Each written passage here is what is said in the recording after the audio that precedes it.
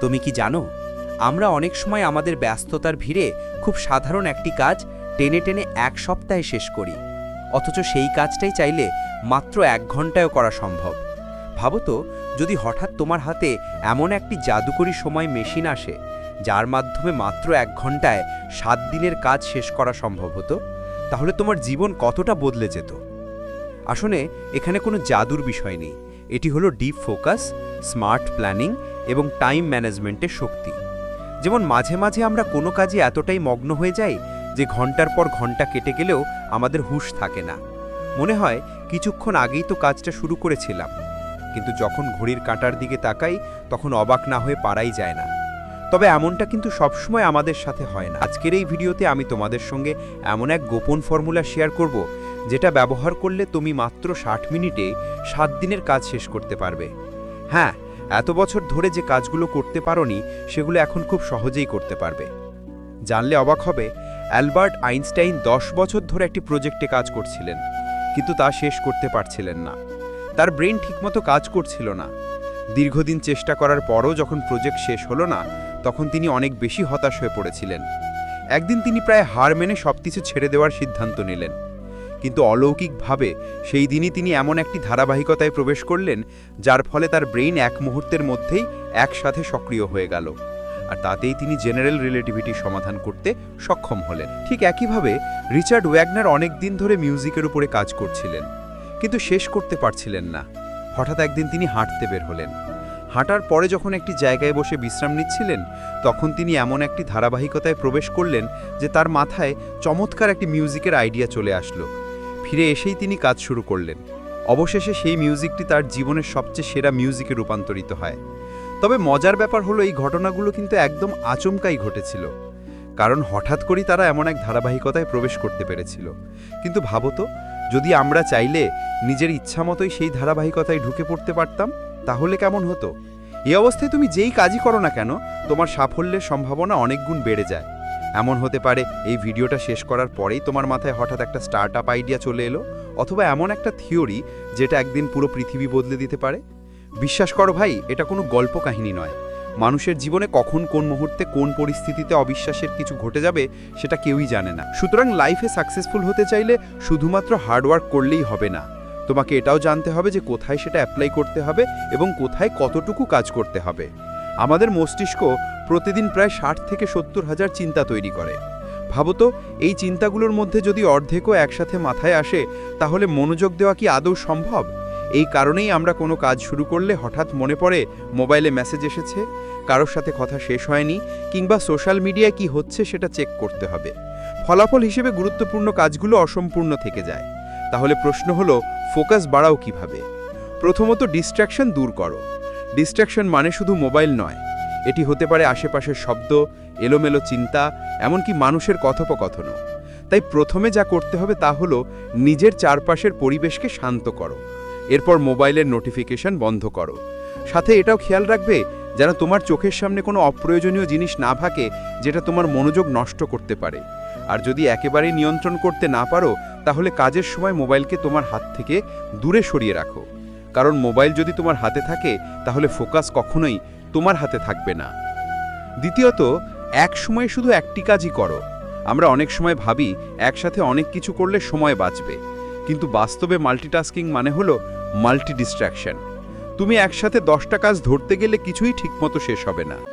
তৃতীয়ত, সময়কে ভাগ করো। মানুষের মন একটানা ঘন্টার পর ঘন্টা মনোযোগ ধরে রাখতে পারে না। তাই সেরা পদ্ধতি হলো প্রোমোডোরো টেকনিক। এই পদ্ধতি সম্পর্কে আমাদের আগের বেশ কিছু ভিডিওতে কথা বলা হয়েছে, তাই আজ আর এই সম্পর্কে বিস্তারিত বলবো না। শুধু এইটুকু বলবো, এই টেকনিকে তুমি 25 থেকে 30 মিনিট কাজ করবে, তারপর 5 মিনিট বিরতি নেবে। এই ছোট বিরতি তোমার মস্তিষ্ককে রিচার্জ করে দেয়, ফলে আবার নতুন এনার্জি নিয়ে কাজে ডুবে যেতে পারো। যেমন ধরো, একটা পেন্সিল দিয়ে একটানা লিখতে থাকলে পেন্সিলের মাথার ধার কমে যায়, যার জন্য লেখা অস্পষ্ট হয়ে পড়ে। আর লেখাকে স্পষ্ট করতে হলে কাটার দিয়ে পেন্সিলের মাথা আবার ধারালো করে নিতে হয়, তারপরেই লেখা স্পষ্ট হয়। আর আমাদের এই ছোট্ট ছোট্ট বিরতিগুলোই আমাদের মস্তিষ্ককে ধারালো করে তোলে। আইজাক নিউটন অনেকদিন ধরে ভাবছিলেন পৃথিবীতে জিনিসগুলো সব সময় নিজের দিকেই কেন পড়ে, কিন্তু তিনি যতই ভাবতে থাকেন ততই উত্তরটা যেন অধরাই থেকে যায়। একদিন তিনি বাগানে বসেছিলেন। হঠাৎ করে একটি আপেল গাছ থেকে পড়ে গেল, আর সেই সহজ দৈন ঘটনাটাই তার চিন্তার দিগন্ত খুলে দিল। সেই মুহূর্তের অনুপ্রেরণাতেই তিনি আবিষ্কার করলেন মহাকর্ষ সূত্র, যে সূত্র একদিন পুরো পৃথিবীর বিজ্ঞানকে বদলে দিল। বছরের পর বছর চেষ্টার পর ঠিক সেই মুহূর্তের চিন্তাই তাকে বানিয়েছিল ইতিহাসের অন্যতম সেরা বিজ্ঞানী। আর্কিমিডিস রাজাকে প্রমাণ করতে চেয়েছিলেন সোনার মুকুট খাঁটি নাকি মিশ্র ধাতু দিয়ে বানানো, কিন্তু অনেক চেষ্টা করার পরেও কোনো উপায় খুঁজে পাচ্ছিলেন না। একদিন স্নান করতে গিয়ে দেখেন পানি ছিটকে বাইরে চলে যাচ্ছে। হঠাৎ মাথায় আইডিয়া এলো, কোনো বস্তুর আয়তন মাপা যাবে পানির স্থানচ্যুতি দেখে। সেই আবিষ্কার জন্ম দিল আর্কিমিডিসের সূত্র। রাউলিং তার জীবনে অনেক ব্যর্থতা দেখেছেন। একসময় নিঃস্ব অবস্থায় ছিলেন, এমনকি ডিপ্রেশনে ভুগেছিলেন।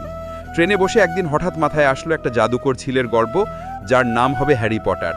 তারপর সেই আইডিয়া থেকে শুরু হলো লেখা, যা তাকে কোটি কোটি মানুষের অনুপ্রেরণা ও পৃথিবীর অন্যতম ধনী লেখক বানালো। ফ্লেমিং ব্যাকটেরিয়া নিয়ে গবেষণা করছিলেন, কিন্তু কিছুতেই সঠিক সমাধান পাচ্ছিলেন না। একদিন ল্যাবরেটরিতে ফেরত এসে দেখলেন এক পেট্রি ডিশির ছাতা পড়ে গেছে আর আশেপাশের ব্যাকটেরিয়া মরে গেছে। হঠাৎ সেই ঘটনার সূত্রেই জন্ম হলো পেনিসিলিন, যা লক্ষ লক্ষ মানুষের জীবন বাঁচিয়েছে।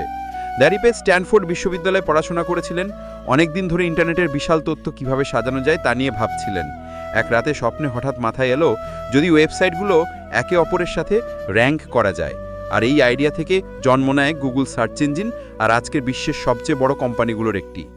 স্যান্ডার্স জীবনে অনেক ব্যর্থতার মুখ দেখেছেন, 65 বছর বয়সেও কিছু করতে পারেননি। কিন্তু হঠাৎ মাথায় আইডিয়া এলো, নিজের ফ্যাট চিকেন রেসিপি দিয়ে একটা ব্যবসা শুরু করবেন। একে একে তিনি 1000 রেস্টুরেন্টের প্রস্তাব দিয়ে ব্যর্থ হন, কিন্তু হাল ছাড়েননি। অবশেষে KFC সারা দুনিয়া ছড়িয়ে পড়ে, আর তিনি হয়ে গেলেন লেগেন্ড। বন্ধুরা, এতক্ষণ ধরে উদাহরণ হিসেবে যাদের কথা বললাম, তার প্রায় প্রত্যেকেই বছরের পর বছর চেষ্টা করেও সাফল্য পাননি। কিন্তু এক মুহূর্ত, এক আইডিয়া, এক চিন্তা তাদের জীবন সম্পূর্ণ বদলে দিয়েছে। নিউটনের মাথায় আপেল পড়া, আর্কিমিডিসের পানিতে ডোবা, রাউলিংয়ের প্লেন ভ্রমণ, অথবা রেলিপেজের স্বপ্ন, এই মুহূর্তগুলো প্রমাণ করে তুমি যতই ব্যর্থ হও না কেন, একটা সঠিক আইডিয়া তোমার জীবনে আমূল পরিবর্তন আনতে পারে। আর এমন আইডিয়া আসতে পারে কেবলমাত্র ডিপ ফোকাস আর সঠিক মোমেন্টাম থেকে। আর এই মোমেন্ট একমাত্র তুমিই ক্রিয়েট করতে পারো, শুধুমাত্র একটু আগে বলা 3টে কাজের মাধ্যমে। ডিস্ট্রাকশন দূর করা, একসাথে অনেকগুলো কাজ বা মাল্টিটাস্কিং না করা, এবং সর্বশেষ কাজ হলো সময়কে ছোট ছোট ভাগে ভাগ করা। ব্যাস, ডিপ ফোকাস আর মোমেন্টাম ক্রিয়েট করার জন্য এই 3টে কাজই যথেষ্ট। তবে মনে রেখো, ফোকাস রাতারাতি আসে না, এটা অভ্যেস দিয়ে গড়ে তুলতে হয়। তাই প্রতিদিন অন্তত 20 মিনিট পুরো মনোযোগ দিয়ে পড়াশোনা বা কাজ করো, আর আগামীকাল সেটা 30 মিনিটে নিয়ে যাও। এরপর 1 ঘন্টা, 2 ঘন্টা, এইভাবে ধীরে ধীরে তোমার ফোকাস বাড়তে থাকবে। আরও কয়েক মাস পরে দেখবে তুমি এমনভাবে কাজে ডুবে থাকতে পারছো, যেটা আগে সম্ভব হতো না। আশা করি আজকের ভিডিওতে বলা টেকনিকগুলো তুমি তোমার জীবনে প্র্যাকটিক্যালি প্রয়োগ করবে। আর একবার যদি এগুলো নিজের নিয়ন্ত্রণে আনতে পারো, তাহলে তোমাকে থামানোর মতো মানুষ পৃথিবীতে নেই। তাই আজ থেকে শুরু করো, নিজের সময়, মনোযোগ আর শক্তিকে নিজের নিয়ন্ত্রণে নিয়ে আসো। আর হ্যাঁ, চ্যানেলে নতুন হয়ে থাকলে সাবস্ক্রাইব করতে এবং বেল আইকনটা প্রেস করতে ভুলবে না, যাতে পরবর্তী মোটিভেশনাল ভিডিওর নোটিফিকেশন সবার আগে তোমার কাছেই পৌঁছে যায়। আজকের মতো এখানেই বিদায় নিচ্ছি, দেখা হবে পরবর্তী ভিডিওতে। Thanks for watching.